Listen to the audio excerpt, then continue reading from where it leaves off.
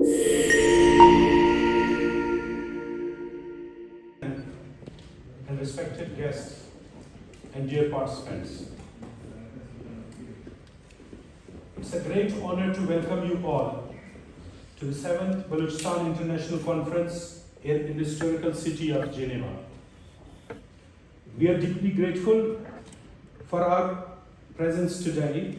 Your participation shows that the voice of Baloch people is being heard across the world, and our struggle for justice as friends all over the world.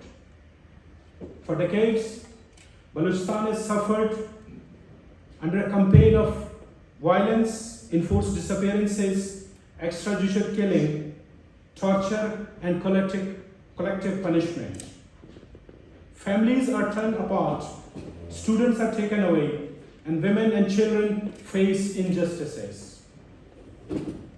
These are not isolated events. They are part of a systematic policy to silence the Baloch voices. Yet despite this painful reality, the international community remained mostly silent. The silence has encouraged the perpetrators and increased the suffering of our people in Balochistan.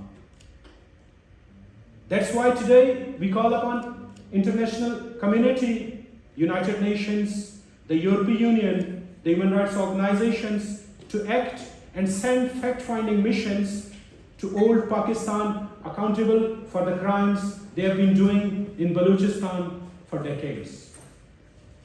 Our struggle is not against the people of Pakistan, but against the occupation that denies our rights, our dignity, and our future. Like every nation, the Baloch people have universal right for self-determination and freedom. Balochistan is not only home for its people, it's also a region of great strategic importance. The natural resources are exploited, its ports are militarized, and mega projects like China-Pakistan Economic Corridor, Reko copper and gold mines projects are imposed without the consent of the people of Balochistan. Ignoring Balochistan will bring not any kind of peace and stability. It will only spread more conflict across South Asia and beyond. Therefore today, I appeal to the democratic nations, journalists, human rights defenders, and whoever believes in justice, stands with the people of Balochistan, with Baloch nation. We do not ask for sympathy, we ask for solidarity, we ask for recognition. Our rights and freedom, the people live in Balochistan with peace and harmony. Once again, I warmly welcome all of you. Thank you for joining us in this important conference. Together we can make sure that the suffering of people of Balochistan does not remain silent. Now I invite HatimB Baloch, the foreign focal person of Baloch National Movement, Foreign Department, to take the floor and moderate today's event. HatimB Baloch, thank you very much. Good afternoon, everyone, and a warm welcome today. Before we begin with the 7th international conference held by the Baloch National Movement, I know our colleague Dr. Arif earlier mentioned that the speaker should be sitting with the audience, but the requirement of the press club is that to be in the videos. So we will be, other speakers will be sitting here. So just to begin with, firstly I would like to call on the stage our distinguished speakers. We have some speakers, they will be speaking online via Zoom link, and we have recorded videos as well. So the speakers we have here, we have a great panel of speakers that will be giving their thoughts about Balochistan and on their discussion. So to begin with, I would like to ask Dr. Taqi to please take the stand. And next we have Mohsin Dawar, of course, we'll ask him to please join Dr. Taqi here. I will be giving an introduction about our speaker once they will be speaking. Now I would like to call Chairman of Baloch National Movement, Dr. Naseem Baloch.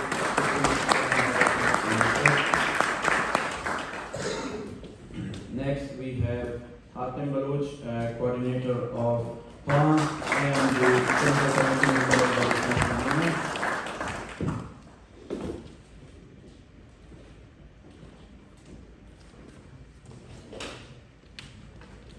Thank you very much, Hatim.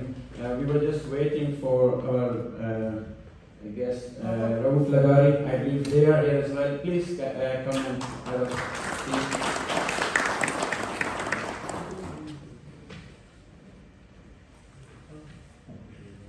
Coordinator of PANC. PANC is a human rights organization affiliated with the Baloch National Movement. He has been reporting and documenting human rights violation in Balochistan for more than a decade. HatimB.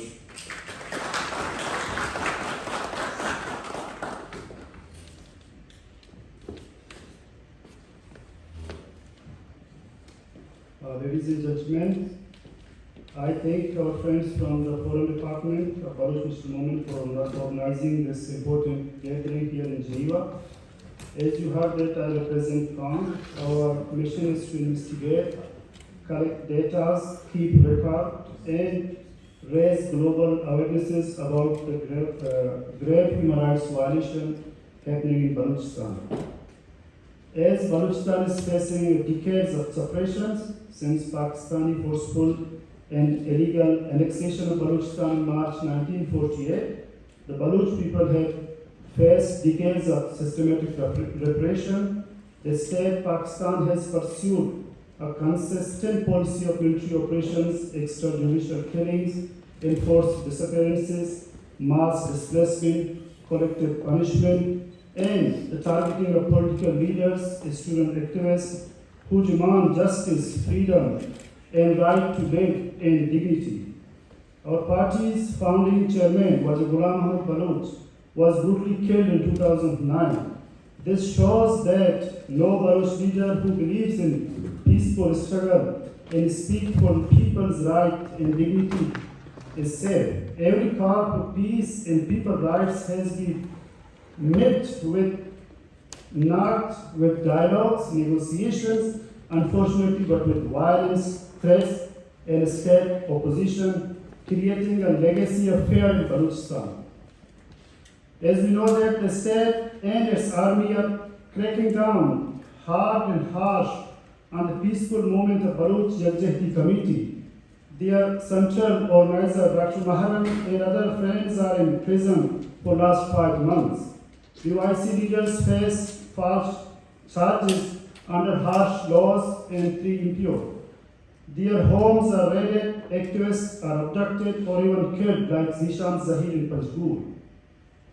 For 62 days, their families have been sitting in protest in Islamabad, demanding their release, yet their voices remains unheard.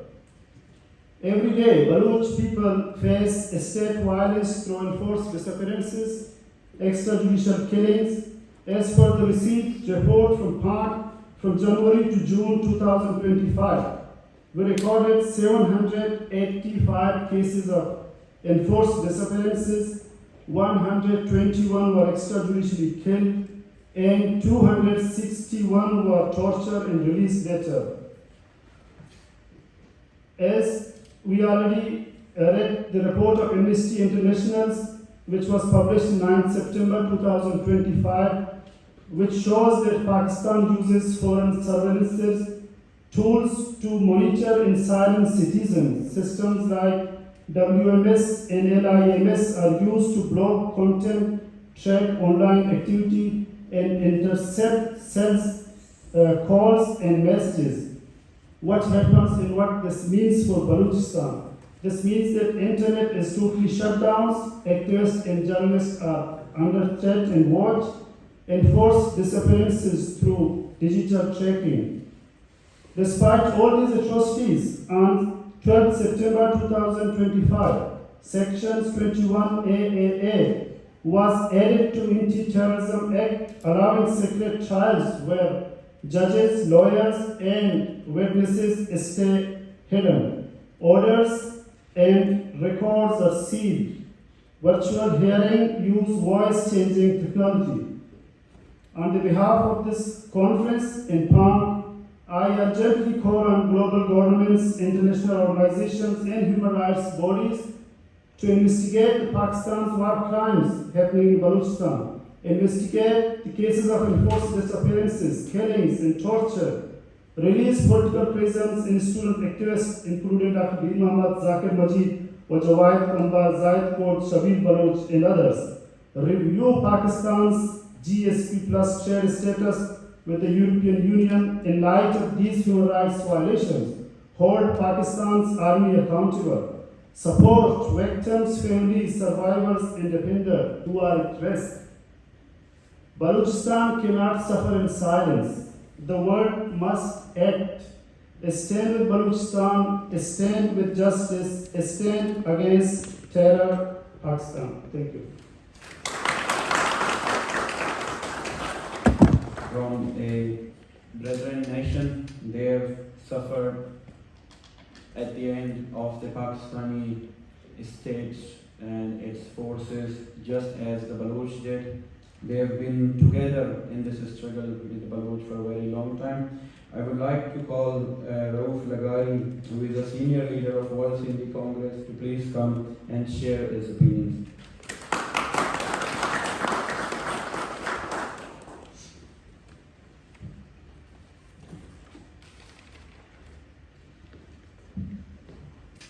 Thank you. Respected Chair, distinguished guests, dear friends. On behalf of World Sindhi Congress, I extend my warm greetings and my deepest gratitude to the Baloch Nation movement for inviting us to this important conference.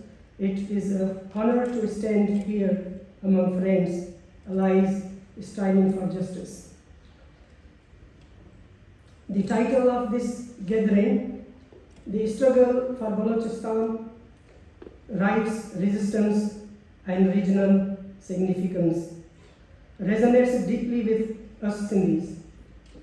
For decades, our peoples have shared not only the geography but also a common history of resistance against oppression, denial of rights, and systematic exploitation.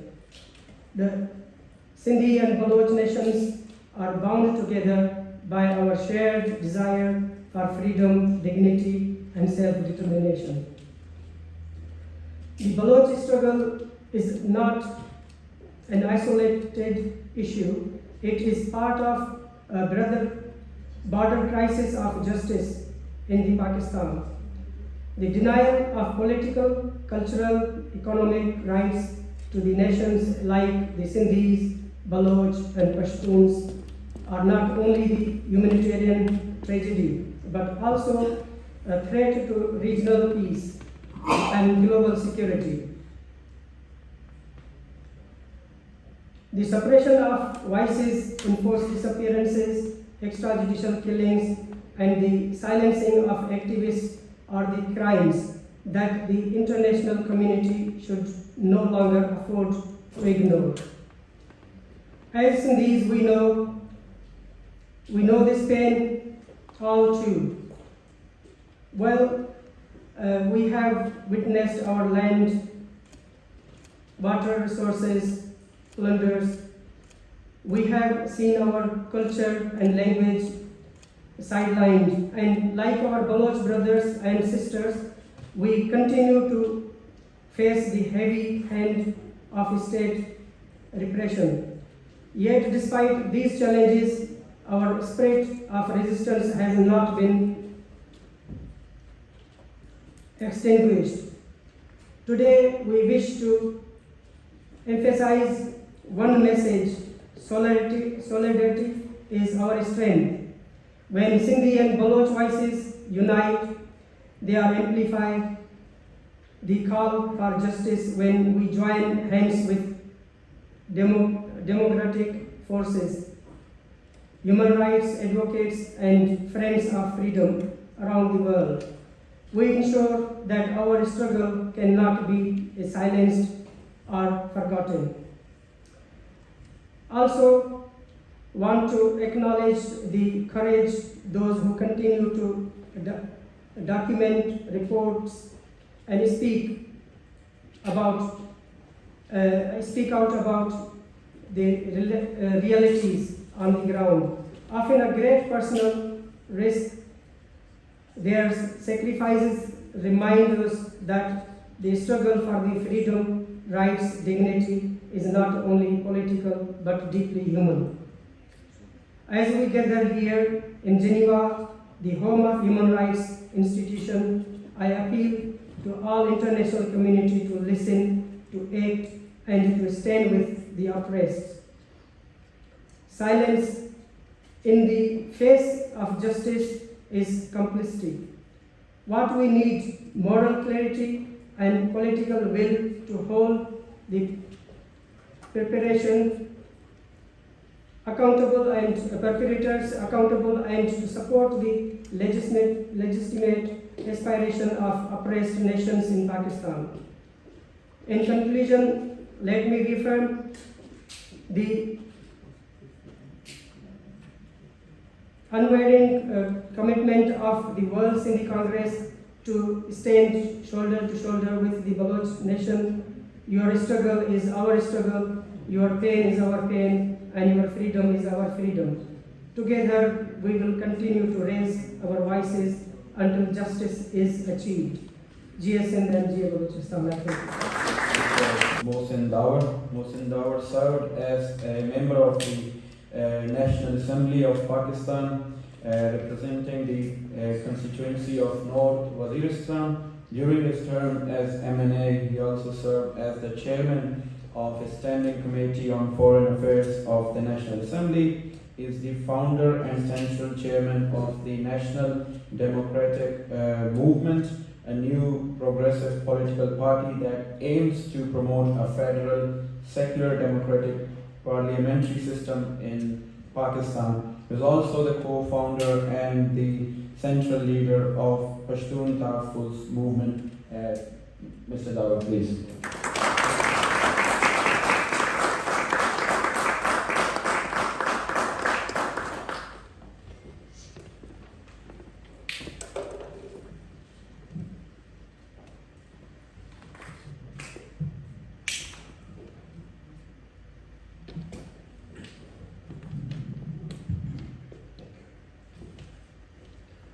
Thank you so much. First of all, I would like to thank BNN for inviting me to this prestigious conference in Geneva Press Club. And as discussed before me, the theme of this conference is the struggle of Baloch and the regional significance. I believe that right now we are sitting in Geneva Press Club in the time when Baloch mothers and sisters are protesting in Pakistan from last 62 days. And during these 62 days, because I have personally visited along with my party leadership a few times, and our senior leader of Taqi is almost visiting every second day. I have hardly seen any leader from the mainstream Punjab-dominated political parties. And This very action, I think, defines what Pakistan is. And it defines the attitude and the response of these political parties towards the oppressed ethnicities, towards Baloch, towards Pashtuns. Because we have seen the leadership of the same political parties who have been standing with the relatives of the missing persons in the political area in Quetta and in many other occasions also, with Baloch students in Lahore. But when the time changes and when they come to the power, their priorities are something else. So this is something which we need to understand, that the main objective of the mainstream political parties in Pakistan is to get into power. And they hardly care about anything which is related to human rights or anything which is through which the oppressed communities like Pashtuns and Balochs and Sindhis they have been going through. And we have seen that from last 62 days, they are sitting in Islamabad. Initially, they were deprived, they were not allowed to sit in front of the press club, they were not allowed to set a tent. But still, I salute their courage and their resilience, that instead of every kind of tool and every kind of action used against them, because we have seen that sometimes some YouTuber was sent and sometimes the police is, crack down on them, but they still have been standing, and I salute their courage. And from this stage, we demand the release of the leadership of Baloch Security Committee and all the political prisoners who have been imprisoned for, I would say, they don't need no reason to imprison someone. Because right now, the state of Pakistan has a kind of family collapse. The people who are now ruling the country through the parliament, they are in this position through a fake mandate. They are not representing the people of Pakistan. And then after that, through this fake parliament, they have passed 26th Amendment. And that 26th Amendment has now turned the judiciary into executive. Judiciary is now, playing the role of an executive. They do not, they are not performing the role which a judiciary is supposed to be. And because there is the sword on the judiciary of the higher court, because their performance has to be evaluated every year. So everybody wants to go to the Supreme Court. And for that purpose, they just follow the directions. So right now, we have seen the way the leadership of the Baloch Security Committee has been treated, Maharaj Baloch, and all the other leadership of Baloch Security Committee. Like, they don't need any reason. They were charged in 3 MPO, and once that was gone, then another FIR, then another FIR, and then, in the supplementary documents in the previous FIR, which were lodged in other cases. The same is happening with other leadership, like Ali Wazir. He was also initially arrested for a road incident, and then 3 MPO was imposed, and after that, after each FIR, when he gets the bail, then another FIR is, brought to the record. So, it doesn't exist. Something with the name of judiciary, it doesn't exist right now in Pakistan. It is playing a tool to oppress the already oppressed, the ethnicities in Pakistan.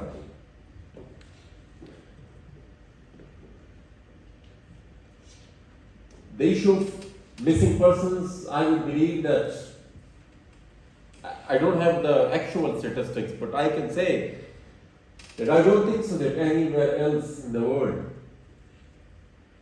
we would see political workers being disappeared in such high numbers the way it's been done in Balochistan. I don't have the actual research, but the figures which were presented right now, that between January and June, the number is 725. So just imagine, within 6 months, 725 political prisoners, political workers have been disappeared, or their relatives.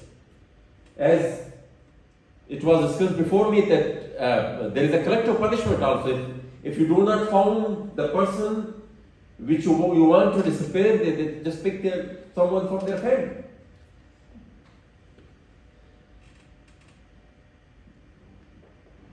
Baloch identity has been criminalized in Pakistan, and it has a very long history. But right now, every second day we come across the news that students have been picked from Punjab University, from GC, and from all different other institutes across the country. So the only reason to target them is being a Baloch. So their identity is a crime. They do not need anything else to put on charge against them. If you are a Baloch, then you are a suspect, and then you will be picked, and they will be disappeared.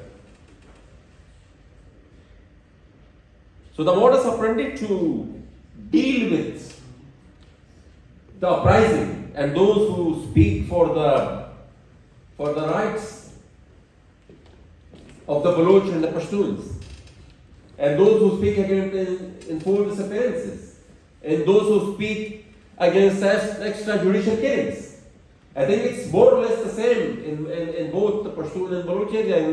In Balochistan, we have seen that death squads have been hired by the state to target and kill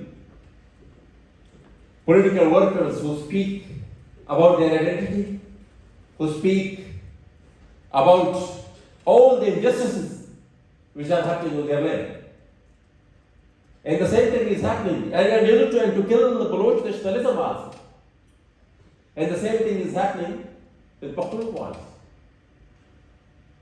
The interest of the state of Pakistan in bringing back Taliban to Pakhtunkhwa and handing them over and taking over and supporting them in taking over Afghanistan. The sole purpose was to kill Pashtun nationalism. Apart from some of the strategic interests of the West, who want to contain the Chinese expansion, the Chinese economic expansion, and want to, to contain them with the religious militancy. But the interest of the state of Pakistan was that through this force, they want to kill the Pashtun nationalism, the identity, which is they have not accepted in the past 75 years, 78 years. What we need to do is, right now being a political worker, I believe that the survival of Baloch and Pashtun and Sindhi and all the oppressed nations in Pakistan, I think it's not possible within the existing federating structure, constitutional structure of Pakistan. It gives an upper edge to one federated unit and they do not care about the rest. The reason behind the focus of the mainstream political parties on just one province is the very constitution of Pakistan, which gives them a majority, and they do not have to depend upon the representation of the other federated unit. The way it is conducted, it is a different debate. The way they have been maneuvering it from the very first day, and the way they have done this time, it is a separate debate. But the basic structure is also, I would believe, it's a flawed structure, and it cannot protect the basic human rights of Baloch, Pashtun, and Sindhi within the state of Pakistan. So that needs to be changed. I think all the only thing, the basic thing, and nothing less, the Baloch, Pashtun, and Sindhis on which they should negotiate with the state of Pakistan is the change in the federating structure of the constitution of Pakistan. Anything less than that, I would say that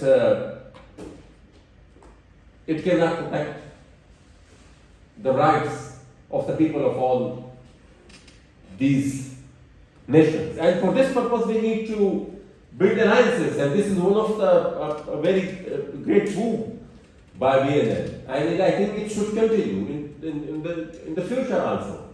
And we need to connect with each other, and I think together we can build an alliance and create a pressure to negotiate it with the state of Pakistan. Relying on the mainstream political parties, as I said in the start of my speech, that we have seen them. That once they are in the position, they will talk very loudly about the oppression against the Baloch, the missing persons, and everything. But they are using it as a tool to negotiate it with the establishment of their time. Once they are successful in their negotiation, they just forget about it. So we do not have to rely on them. We just have to focus on alliance building within our own, and then negotiate it with the state of Pakistan. That anything less than that, we are not going to accept it. Yes, by force. You have been ruling this country from past, 78 years. You might do it for 5, 10, 25, 30 more years. But as it was said by one of the, ये company नहीं चाहिए, ये company चलेगी नहीं, जबरदस्ती आप कर लेंगे, जितना कर सकते हैं, ठीक है, लेकिन यहाँ पर बसने वाली कौन है? They have been here from thousands of years, and they are the owners of this land. And people, different forces might come and go, but we are the owners of this land, and sooner or later, we will reclaim the ownership, and we will again be the owners of this land. Thank you very much.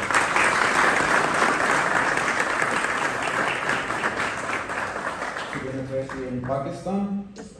And secondly, as we have only recently seen attack on yourself, like they're trying to assassinate you. We have seen attack on the rally of Balochistan National Party. Now at this very stage, at this very moment, you are the believer of the Constitution of Pakistan. You are working within that framework, but you've been targeted. So how do you see, like in your opinion, what is the way forward for the oppressed nations in Pakistan? So that's the second. Yeah, thank you. This is a very good question, and this question, it comes across in the minds of all the political workers.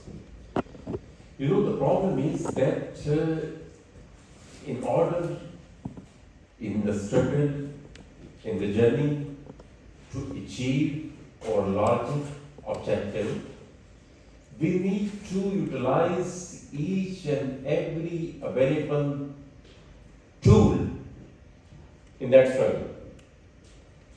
My election was rigged. I was shocked. 4 of our comrades, they were martyred. 15 were injured. Why? Because they didn't want me to be in the Parliament of Pakistan. And they wanted to rig and announce the rigged election at any cost. So there might have been some significance of my presence in the Parliament, and there might have been some nuisance value of me being in the Parliament, which forced them to that extent that they have come and they have apart from the political, the election engineering, they have went up to the extent that they have opened fire on me. And they tried to assassinate me, but it was a chance that I survived. So I believe that each and every and during election is a political process. It's not just going into the assembly. The entire process involves a very large-scale political mobilization. And I think something which you can convey to the general public within that 1.5 and 2 months of the election campaign, it's hard to do it otherwise, you know. So I believe that whatever the objective is, I think the political workers of the nationalist movement, I believe that each and every tools needs to be utilized, irrespective of how much fake it is, how much controlled it is. But we are appearing in the courts also. We believe that the courts are controlled, but then it is a process. Instead of giving them a walkover, at least we are fighting with each and every form. As Dr. Mohammed Taqi, or I also call him as Mustaqi because of his Twitter handle, loving his one-liners all the time. So Dr. Mohammed Taqi is a Pakistani-American physician and prominent columnist known for his incisive commentary on South Asian politics, security issues, and international relations with a focus on Pakistan, Afghanistan, and the broader region. He has contributed regular columns and articles to leading outlets such as the Daily Times, The Wire, the News International, Huffington Post, The Diplomat, Foreign Policy, The Indian Express, Outlook India, Business Standard, and Scroll India. His work focuses on civil-military relations in Pakistan, human rights, terrorism, and foreign policy. Dr. Taqi has also engaged with Washington, D.C.-based think tanks through analysis and discussions on regional affairs and provided expert commentary on platforms like BBC and Al Jazeera. He has a lifelong association with the Progress political movement in the Khyber Pakhtunkhwa region of Pakistan. Dr. Taqi.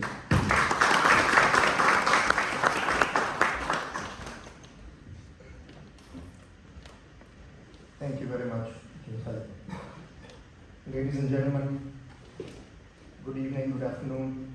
My profound gratitude to the BNM leadership, especially Dr. Naseem Baloch, Naseem, founding member, and HatimB and other comrades for inviting us today as we turn our attention to one of the most pressing humanitarian and political challenges in South Asia, the crisis in Balochistan.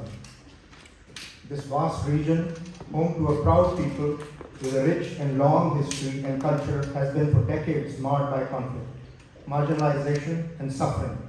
As we stand here in September 2025, the situation demands urgent reflection and action, with over 5,000 people forcibly disappeared, hundreds of unknown political prisoners, scores of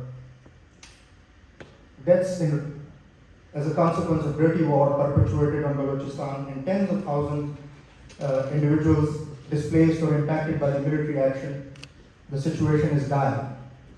Unfortunately, the two states, namely Iran and Pakistan, which have the administrative control over the Baloch homeland, have seen it only through the lens of its immense natural resources, minerals, gas, and deep sea ports, but never through its people and their aspirations. Balochistan's integration, as we all know, into Pakistan in 1948 was contentious, highly contentious, marked by a coercive, forcible annexation and unfulfilled promises of autonomy. And in 78 years since, nothing has changed. Not an iota has changed. Multiple armed uprisings have erupted in the 1950s, 58, 48, 58, 63, 70s, and again in the early 2000s, which continues up until this point as we speak, driven by the grievances over political exclusion, economic exploitation, and ethnocultural suppression, which is almost tantamount to ethnic cleansing. On the other hand, a peaceful political struggle by the Baloch has been underway uninterrupted since 1947. One would think that a logical, responsible Pakistani state would engage with the Baloch political interlocutors who legitimately represent their people to come up with a lasting solution to a festering problem. But what do we have instead?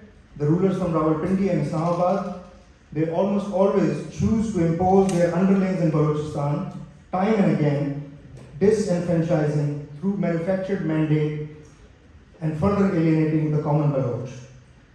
We are political people, all of us who have gathered here, whether some of us believe in the parliamentary system and the others don't, we are still political people who look for political solutions to political problems. But unfortunately, in the sham democracy, as Chairman Dawar very rightly pointed out, the major political parties whose home base is either Punjab or they have Punjabi ethnic origin leadership, they have abdicated their responsibility and are content with letting the army handle the crisis in Balochistan, or for that matter in Khyber Pakhtunkhwa, for that matter in the urban areas of Sindh, in the rural areas of Sindh, in Karachi, whether it is dealing with the Sindhi nationalists, whether it is dealing with the Mahajirs, or up in the mountains in the so-called northern areas in the Gilgit Pakistan. So it stretches all the way from Gilgit to Gwadar, the high-handedness that the army has conducted its business through. When you are an armed force and you carry a hammer, everything appears like a nail to you and you try to hit it with that hammer. And this is the solution that military people come up with. Army, for its part, does what it is trained to do. This is not their business, but unfortunately the politicians time and again have abdicated this responsibility. Chairman Dawar again correctly pointed out that, actually I just remembered the words from Ahmed Faraz, आपने उर्दू की बात की तो उन्होंने कहा था कि सितम तो ये है कि अहदे सितम के जाते ही तमाम खल्क मेरी हमनवा निकलती है। जुल्म यहाँ पे ये है कि अहदे सितम के दौरान वो मेरे हमनवा होते हैं, लेकिन जैसे ही उनको हुकूमत मिलती है वो सितमगर के हमनवा बन जाते हैं। वो मेरी हमनवाई छोड़कर, चाहे वो मियां नवाज शरीफ हों, चाहे खुदा बख्शे उनको बेनज़ीर भुट्टो बीबी हों, वो नवाब साहब मरी के घर तशरीफ ले गई उनसे मिलने के लिए, लेकिन जब हुकूमत उनके पास आती है तो वो हुकूक के बलूचिस्तान का आगाज़ और ये वो इस किस्म की नॉमिनल कुछ बातें करते हैं, लिप सर्विस होती है, उसके बाद नशिस्तन गुफ्तन बर्खास्तन, and then everybody gets to go home. For all practical purposes, the fig leaf of democracy that existed, it is gone. Responsible officials from the present government, they flaunt it. They flaunt a hybrid regime as some manner of a badge of honor, and so does the Pakistan army. This is what is really going on there. In effect, Pakistan is under a brutal martial law at this point. You cannot call it by any other name. It is not a dysfunctional state only, it is truly a state run by the army. The 26th Amendment converted the judiciary into executive, but who's running that process actually is some colonel or some brigadier through a WhatsApp message group.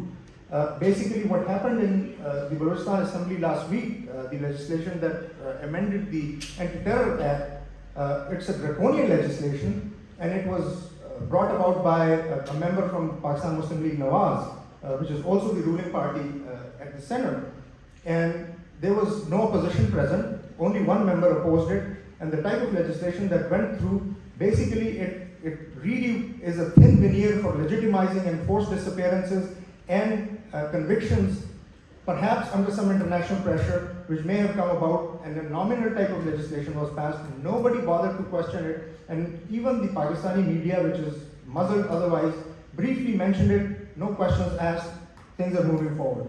The organs of state are run by the army, whether it is the executive, whether it is the judiciary, whether it is the parliament.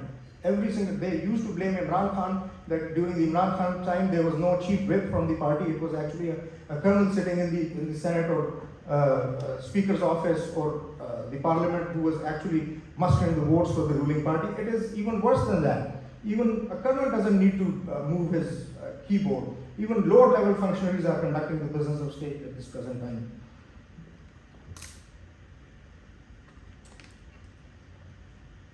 In that, the issue is that the small federating units and nations have no credible civilian interlocutors in Islamabad.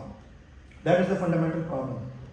That is an issue that right now they are flying high. The hybrid regime is flying high after the Operation Sindoor and some tactical gains by Pakistan in the Operation Bunyan al-Marsus. They are flying high. But what has happened is that this dysfunctional state and the state of affairs, it is untenable. So the smaller nationalities, nations, have to be prepared when this system will actually fail, and it is going to fail. It is not a question of if, but when. It is going to happen within our lifetime. This is not something that we're looking for somebody's right of self-determination down the road. This is a systemic failure that is going to crumble under its own dead weight. And for that time period, we have to look inwards amongst us and among the smaller nationalities and nations, and we need to coordinate amongst each other to come up with a plan. It is not a question of whether I believe in the constitution or not. My elders, whether it was Wali Khan, whether it was Mir Sahib Bazunjo, whether it was Nawab Khair Bakhsh Mari, they all participated in framing of this constitution. Some agreed with the constitution, signed it, and some did not. They walked out at that time. Who does not believe in this constitution? The Pakistan army does not. Army chief after army chief comes and badmouths 18th amendment. The one amendment which gives rights to the smaller federating units. I have heard the army chiefs myself saying things to that effect, that this is destructive, this is poisonous. We believe in the constitution. Who does not believe in the constitution? I am old enough to remember it was the framer of the Pakistani constitution, Abdul Hafiz Pirzada, who actually said that this federation is a dead federation, we have to go for confederation. And what did he do? Along with Sardar Sahib Ataullah Khan Mangal, along with Marhum Afzal Bangash Advocate and Sardar Mumtaz Bhutto, he formed what was called the Sindh Baloch Pakhtun Front back in the 1986-85 era. So I think we have come a full circle to a point where the high-handedness of the military knows no bound. They are drunk in power, absolutely drunk in power. We have a field marshal who is really enjoying his stint and this tactical little win, if he may call that, or if somebody else wants to call it that. He's enjoying that, and drunk in power, he's threatening not just people at home, people across the frontiers, across the Durand line. One Pakistani life is worth more than the whole of Afghanistan. Allah ke bande. These are people who have been living on their lands forever. You say that, I heard him say something to this effect, that ye darya jo hai, ye Modi, this is not Modi's father's property. His words, not mine. उसने उर्दू में बोलते हैं ना, बाप का माल. उसको अंग्रेजी उनकी इतनी है कि वो idiomatic translation नहीं कर सकते. So he says, this is not Modi's father's property. Well, is Balochistan your father's property? Is the Khyber Pakhtunkhwa your father's property? Is Afghanistan your father's property that you are coming and telling people that we are going to raid 15 provinces? He says, who the hell is Baloch to say that? I say, who the hell are you to say that you are going to create 4 provinces out of 1 province? 40% of the Pakistani landmass is Balochistan. Baloch have been sitting on their land for thousands of years, whereas this thing is what, 76, 78 years old. We are still the believers in the constitution. Our elders formulated this constitution. We want to work within the framework of constitution. You are talking about a functional state, but if you create a dysfunctional state, or what you call a hard state, then you will get hard resistance. The people in the mountains are not going to come down and talk to you when you are not behaving like a responsible state should. You are behaving like a thug state. You are behaving like a rogue state. When you have the absolute non-confidence in the state, people are going to run to the mountains. Here we are trying to mediate between the people who have picked up arms and people who want to work within the framework of constitution. But if you are going to try to alienate even more people, then more power to you. You are going to do what the people in the mountains are already trying to do. You are making their job easier than it is.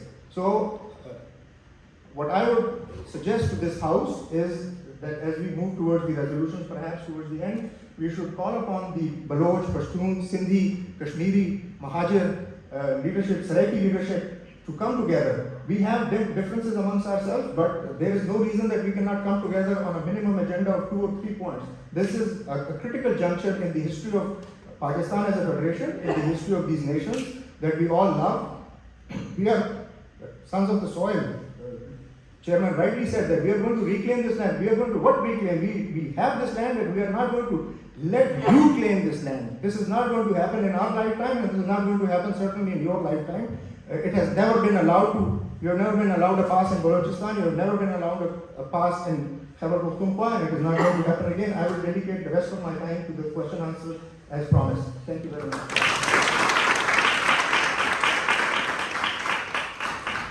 Dr. Naseem Baloch, as I mentioned, is the chairman of BNM. He joined the national movement during his student days. Due to his dynamic character, he was also forcefully disappeared by the Pakistan Army.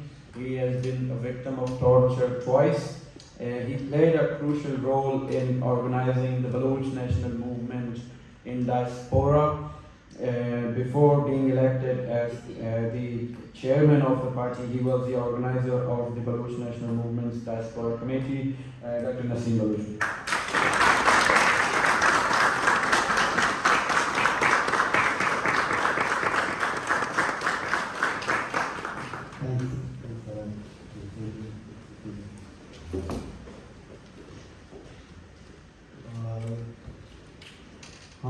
Honorable guests, audiences, and respected members of the Baloch National Movement. Good afternoon.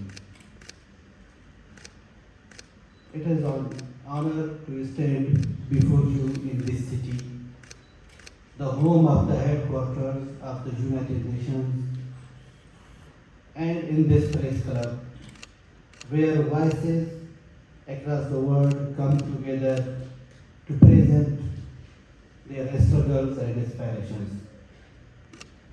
I speak today as a representative of Baloch Nation, not only to share our pain and grievances,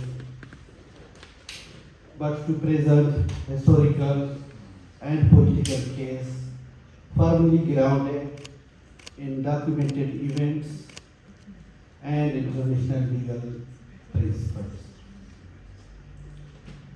Balochistan is not a creation of a recent history. It has long possessed a distinct political identity with a history of autonomy and treaty relations that existed well before the emergence of Pakistan. The sovereign status of Baloch Nation was acknowledged in formal agreements between the British colonial authorities and the Khan of Kalat. In 1876, the British signed a treaty with Khan of Kalat, recognizing Kalat as an independent state under British control, with limited obligations in defense and foreign policy. Crucially, the British never annexed Kalat nor integrated it into British India.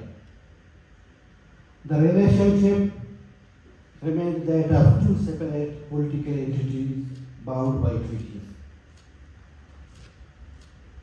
When the British withdrew in 1947, Kalat declared independence on 11th of August, that was in 1947, days before the creation of Pakistan. For a short but significant period, Kalat functioned as an independent state, with its own parliament, foreign policy, and diplomatic negotiations. But on 27th March 1948, Pakistan invaded and occupied Balochistan. This forced annexation was carried out despite the fact that both the upper and lower houses of the Kalat Parliament had rejected any proposal of accession.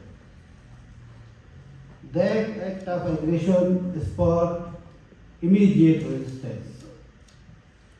And since then, the Baloch movement has never accepted Pakistan's claim over our land. We regard the 1948 accession as nothing more than an act of unlawful occupation.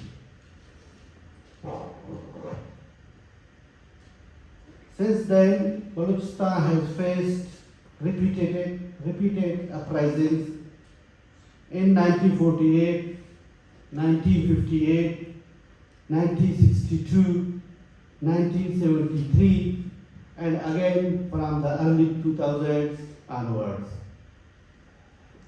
Pakistani state has responded to every accession of dissent with military force, mass arrests, censorship, and economic exploitation. Particularly in recent decades, human rights abuses have intensified to an alarming level. International organizations, including Amnesty International, Human Rights Watch, have documented enforced disappearances, extrajudicial killings, torture in custody, the discovery of mass graves, and the brutal suppression of peaceful political activity. Journalists, students, academics, and activists are among those most frequently targeted. Thousands remain disappeared in Pakistani torture cells with their families left in anguish. Balochistan today is one of the most militarized regions in South Asia. Its people subjected to violence, while its vast natural resources, gas, gold, copper, and its strategic coastline are plundered and sold to the world. The conflict has displaced countless Baloch families, many of whom now live in exile. Let me be absolutely clear, the Baloch nation will not allow any foreign investment or project in Balochistan without the consent of its people. It does not matter which country seeks to impose its interests, whether regional or global powers, no state has the right to exploit our homeland against the will of the Baloch people. The wealth of Balochistan belongs to the Baloch nation, and only we will decide how it should be used.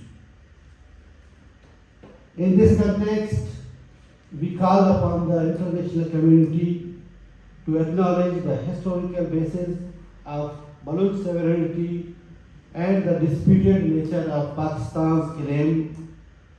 We urge the United Nations to send a fact-finding mission to Balochistan to investigate enforced disappearances, mass graves, and other human rights violations. We demand international legal scrutiny of Pakistan's actions against humanitarian and human rights law. Above all, we call for recognition of the Baloch people's right to self-determination as enshrined in the UN Charter and other international instruments. That is a right especially relevant in cases of historical occupation and ongoing repression. The Baloch case is not one of mere political demand, but of historical correction and legal recognition. Our struggle is not to destabilize the region, but to seek a just, peaceful, and lasting solution based on justice, accountability, and the right of nations to determine their own destiny. The international community has both a moral and legal responsibility to engage with the Baloch question. A fair and principled approach to Balochistan is not only necessary for justice but also for lasting peace and stability in South Asia. As our panelists explained the situation of Balochistan, the recent situation, the kill and dump policy which is going on since more than 2 decades, the statistics which our friend HatimB showed here at 725 cases of enforced disappearances in 6 months. That means every day there is a case of enforced disappearances in number of 3. Every day 3 Baloch people are being disappeared in Balochistan by the forces of Pakistan. Against these enforced disappearances, there is a vast peaceful protest in every corner of Balochistan, especially by the families of the victims. But these victims are dealt with battle charges, fake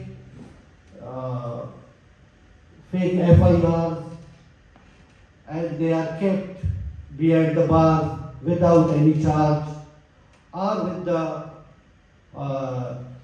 3MPO, a draconian law made by the British when they were colonizing different parts of the world.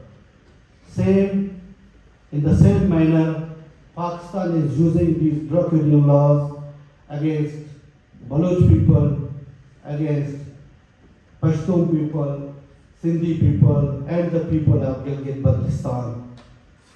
So it is our responsibility, it is responsibility of all the oppressed nations who are facing these brutalities by a common enemy, that is Pakistan.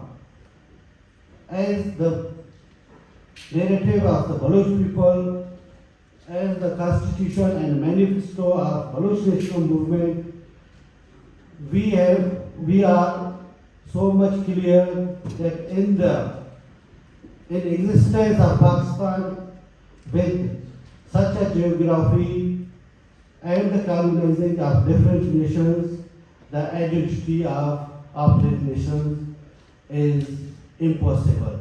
The only solution for protecting our identities, our language and culture is the freedom from Pakistan. So it is our duty, it is the need of time for the oppressed nations to think about their future.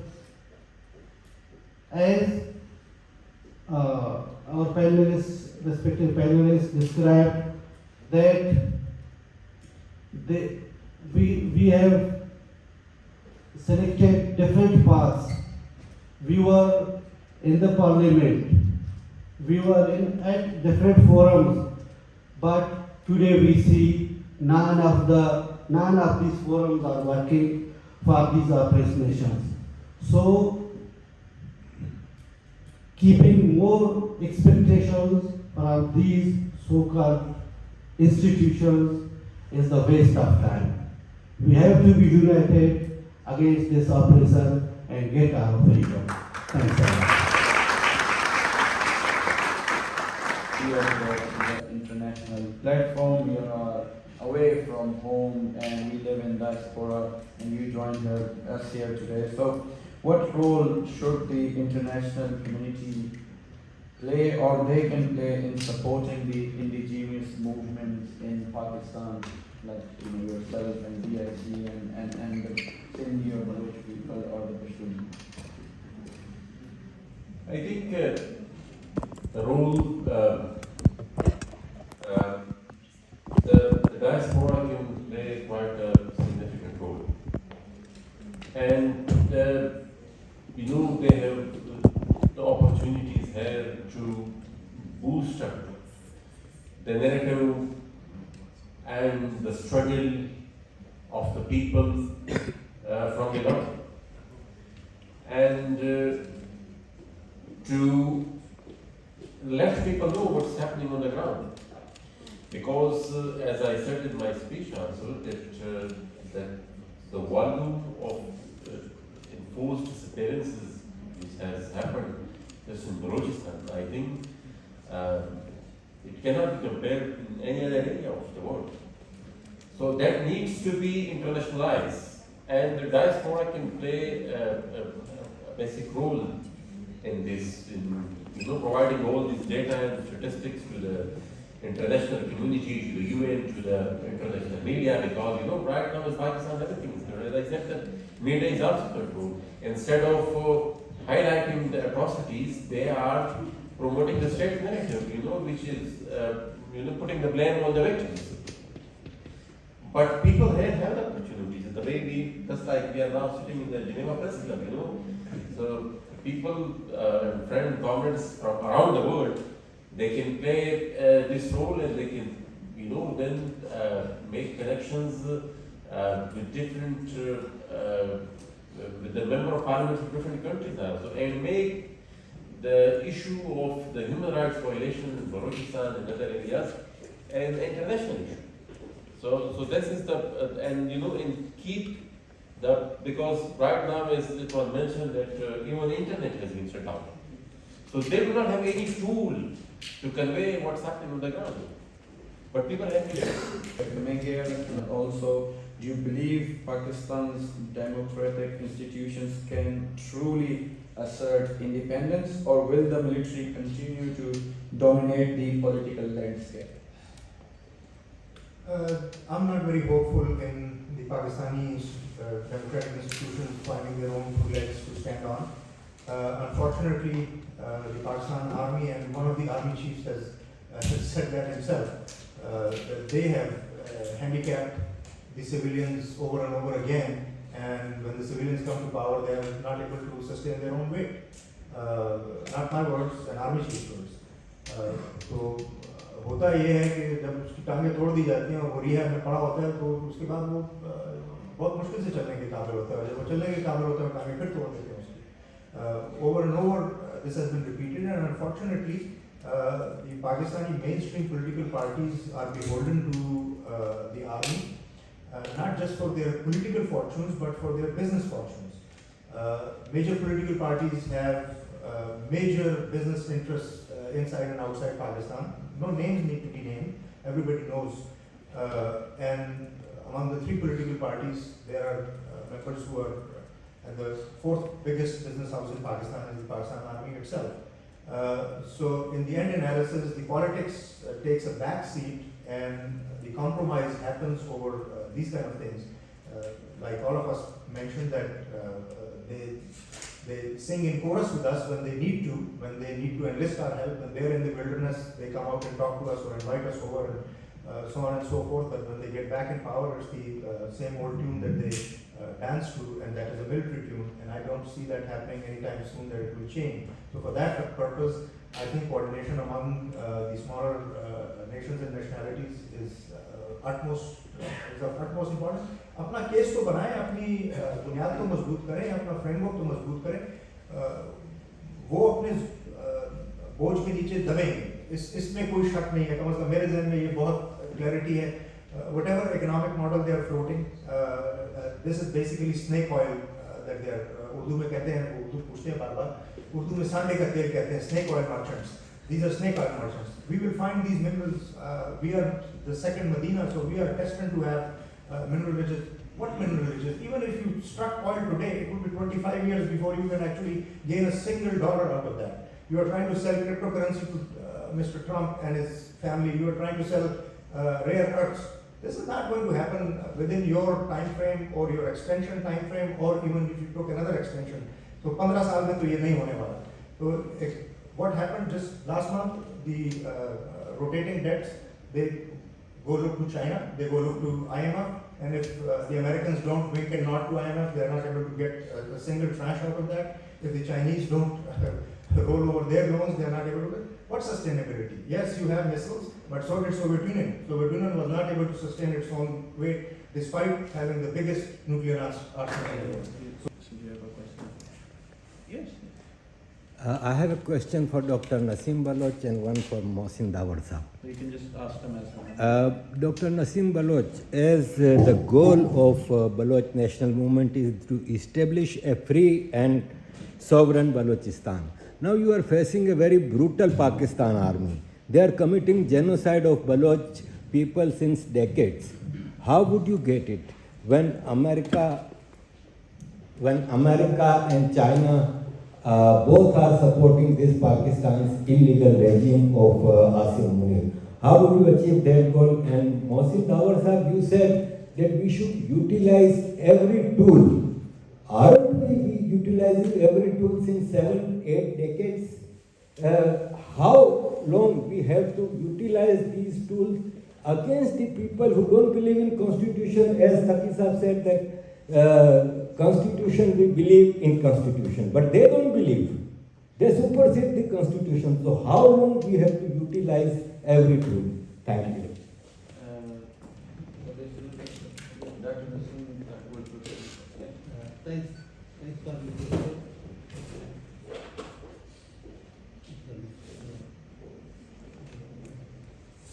Yes, thanks for the question. As we see, when a nation, when a territory, there are so much resources.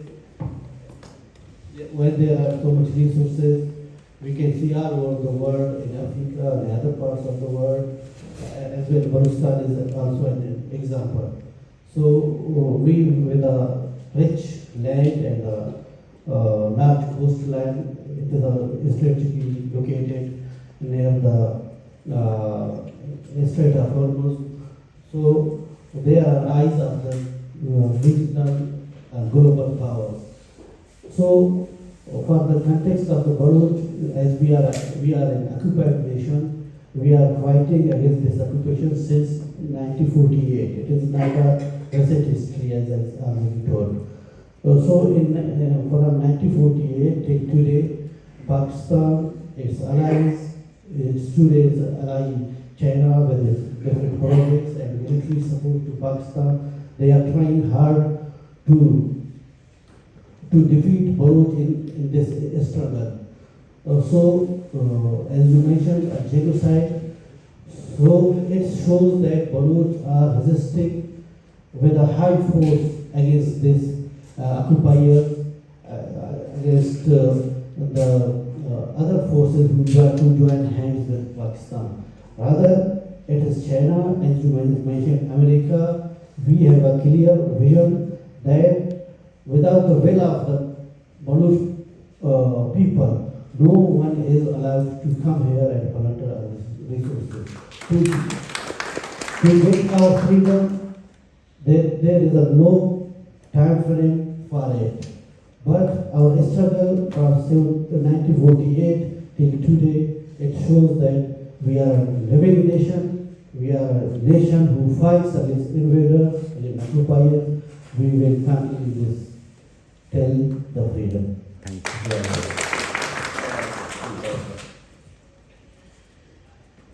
देखिए जी, politics is a game of possibilities. मेरे कहने का मकसद ये था कि you need to keep your case alive. and you need to keep the narrative alive. आपका जो बुनियादी ऑब्जेक्टिव है, मेरा दिल तो चाहे कि शायद मुझे आज ही मिल जाए, लेकिन ये तो ख्वाहिशात है। मारूती हालात का भी कोई मद्देनजर रखना होगा। और जिस तरह आपने कहा, you mentioned that both China and America are now supporting, but a time will come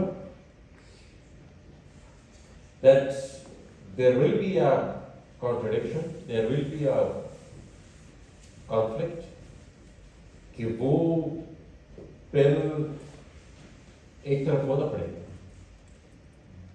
अगर वो खुद एक तरफ नहीं होंगे तो उन दोनों में से खुद एक कोई फैसला करेगा। उस फैसले के दौरान वो जो कुछ भी करते हैं आपको प्रिपेयर होना चाहिए, और वो प्रिपरेशन तब ही होगी जब आप अपना जो ऑब्जेक्टिव है पहले दिन से उसके लिए प्रॉपर प्लानिंग और एक तंजीमी ढांचा और ये सियासत जारी रखनी चाहिए। ये तो एक प्रोसेस है, डिपेंड्स कि आप उसको किस तरीके से यूटिलाइज करते हैं। आप एक सियासी मतलब एक इलेक्शन प्रोसेस में आप अपनी एक सियासी तबलीग कर सकते हैं, आप अपने का जो बयानिया है वो आवाम तक पहुंचा सकता है। आपको जो भी जिस वक्त भी जिस तरीके से, देखिए सियासत में टाइमिंग्स की बड़ी इंपॉर्टेंस है। गलत टाइम पे अगर आपने गलत कदम लिया तो फायदे से ज्यादा उसका नुकसान होगा। तो you have to wait for a chance. उस हद तक आपने अपने नैरेटिव को, अपने पॉलिटिकल स्ट्रगल को, अपनी जो भी तंजीम स्ट्रक्चर है उसको आपने तगड़ा रखना है। और सस्टेनेबिलिटी भी एक चीज होती है। ये आज मतलब 78 साल बाद हम और आप बैठे हैं, मैं पश्तो बोल सकता हूँ, आप लोग अपनी जबान बोल सकते हैं और सराय की अपनी जबान बोल सकते हैं। रियासत पाकिस्तान की मर्जी होती तो शायद ये जो यादाश्त थी वो कब की वो खत्म कर चुके होते। ना मुझे अपनी जबान आती, ना आपको अपनी जबान आती। यही पॉलिटिकल स्ट्रगल हुआ है। हम कभी कभी बहुत ही सिंपलिस्टिकली इस चीज को देखते हैं कि क्या फायदा हो। मैं बतौर कौम जिंदा हूं, ये भी एक बहुत बड़ा फायदा है। वो मुझे ये मेरी शनाख्त मिटा नहीं सका है, ये भी बहुत बड़ा फायदा है। और फिर कौमों की जिंदगी में 70, 75, 78 साल ये कोई इतनी बड़ी चीज नहीं होती, आती रहती। लेकिन दिन आई, हमें बस ये है कि खुद प्रिपेयर होना चाहिए। Thank you. As Chair Chancellor of the Exchequer from 2015 to 2020, in the past few years, Mr. MacDonald has supported the Baloch cause and raised the issue of the Baloch nation in the British Parliament. Yes, you can go ahead, Mr. MacDonald. Thank you. Sorry, there's no audio. Just one moment. Sorry, apologies.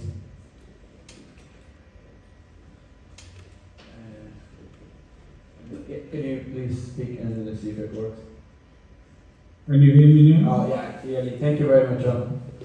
Okay, we all struggle with the technology at times. Thank you. Thanks for inviting me. I'm sorry I'm joining you so late towards the end of your discussions.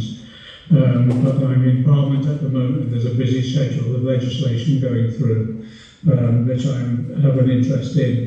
Let me just say this, from the UK perspective, the United Kingdom perspective, our approach has been to try and get the United Kingdom government to recognise its responsibilities to the Baloch people. Because of the history of British involvement, and I have to say also the history of British neglect of this issue, I feel that the present Labour government in the UK has a specific responsibility. So the strategy that we've been pursuing in the UK is working with the Baloch diaspora in the UK is to put as much information as possible to members of the UK Parliament, and then for those members of Parliament to put as much pressure as possible on UK government ministers. The objective is to, in some ways, wake up the government to the human rights abuses that are taking place at the moment, to wake them up also to the way in which the natural resources are being effectively robbed by the Pakistan government and also its treaty arrangements with China. And as a result of that, the poverty and suffering that the Baloch people are going through at the moment. The one thing that the UK government can do in its relationship with Pakistan is ensure that they exert international pressure, both because the UK government provides aid to Pakistan, but also because it's a trading partner. So the questions we've been putting to government ministers in the UK is what action can you take by way of, if necessary, denial of aid, but certainly by way of trade pressures. And the simple message is that all the Baloch people are asking for is the protection of their human rights and also the ability, as all other peoples, to exert their right to self-determination. So far, colleagues of yours from the UK will have advised you, we've tried to use the mechanisms of raising questions to ministers, more formal questions to ministers, debates in Parliament, but we've also organised lobbies of Parliament where individual Baloch members of our community have come to Parliament to talk to their MPs. We presented them with the information about the oppression that's taking place at the moment, and we provided them with examples of where people have tragically been arrested, detained, and often disappeared. I believe it's having an effect. I think for the first time now, for quite some time, government ministers are aware of these issues. What we've got to do is translate that from an awareness into action. And so our next stages, as we've discussed previously, is to continue mounting the lobbying exercise that we're doing, seeking a further debate in Parliament itself, where all MPs can participate, but where a government minister has to come to that debate to be accountable to members of Parliament to explain the government's role in what actions they're taking. In this, as well, what we've tried to do is make sure that the names of those individuals who've been arrested, detained, and yes, where lives have been lost as well, are known by ministers and known by members of this Parliament, so they understand the humanitarian situation that's taking place and the flagrant abuse of human rights that the Pakistani authorities are undertaking. I think we're moving on that. I think there is a greater awareness, but there's much further for us to go. And I repeat, my commitment is to ensure that I do all I can, along with my colleagues, to stand beside the Baloch people and to ensure that we reinforce the message that in addition to ending the human rights abuses, there must be a commitment to enabling the Baloch people to determine their future. It's a basic principle of human rights, that self-determination, and that's what we'll be advocating for. There is a change of ministers at the moment in the UK government. There has just been what they call a cabinet reshuffle. New ministers have been appointed. There is a new foreign secretary, and so we'll be seeking meetings with the Foreign Secretary and any other members of her ministerial team to discuss a strategy for the UK government, and also asking what the UK government can do with some of its European partners in building an alliance to put pressure on Pakistan, just as I say, to support those basic human rights, both the right to life, the right to freedom of association, the right to the freedom of speech, but also, importantly, the freedom to determine one's future. So that's the work that we're going on. As I say, I'll commit myself to doing that as we go forward. And I just want to commend the Baloch diaspora in the UK for the hard work that they're putting and the commitment that they've shown, and also the skillful professionalism by which they've lobbied Parliament and addressed ministers and MPs in this last period. Thank you very much. Of the, I can see the Baloch diaspora and the Baloch national movement are working to highlight the Baloch cause, specifically in the UK, and obviously, you know, targeting the members of parliament like yourself and the many more. So what are the challenges, in your opinion, you know, that are being faced for the Baloch cause to progress even more? The key issue for us is to maintain the momentum of the lobbying of members of parliament and also, as a result of that, government ministers. As you can appreciate, the attention in our country at the moment is focused on the tragedy of the genocide that's taking place in Gaza and also the Ukrainian war. So it is difficult sometimes to get a breakthrough on other issues. But because of the consistency of the work that's taking place, if we can maintain that momentum, I think we can get a more positive strategic response from the UK government. I don't underestimate the hard work that's been put in by the members of the Baloch diaspora here, because it is difficult gaining that sort of level of political attention when there's so much else going on in the world. But the way in which the campaign has gone ahead about exposing particularly human rights abuses, and what has resonated as well, I believe, is the human rights abuse of women in particular. I think that's been incredibly effective. We're building a base of MPs who understand the situation and are willing to act now. What we've got to do is convert that into direct government action. And as I say, with a new Foreign Secretary now, I'm hoping we can get we can establish a relationship where there's another stage in the momentum of our campaign. It is challenging when there's so much else going on in the world. As I say, Gaza and the Ukraine has obviously taken a lot of attention from people. But nevertheless, with the hard work that we're putting in, I think we've gone to a certain plateau. We need to go to the next now in terms of attention. And we'll do that. The commitment is there, rest assured about that.